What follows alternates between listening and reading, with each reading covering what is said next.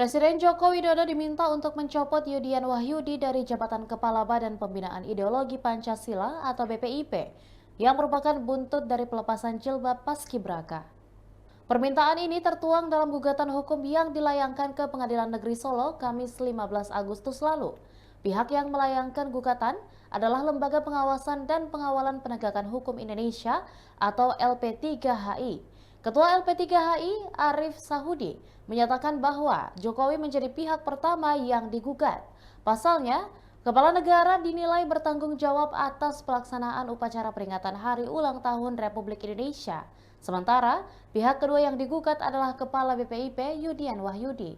Arif sendiri menilai bahwa pelepasan hijab Paskibraka merupakan pelanggaran terhadap Undang-Undang Hak Asasi Manusia. Padahal menurutnya, sejak reformasi hingga tahun 2023 tidak ada pelarangan bagi anggota Putri Paskibraka Nasional mengenakan jilbab saat bertugas.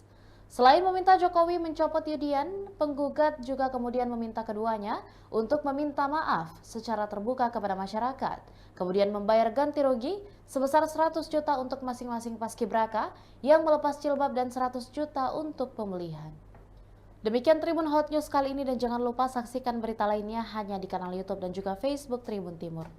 Download Tribun X sekarang, menghadirkan lokal menjadi Indonesia.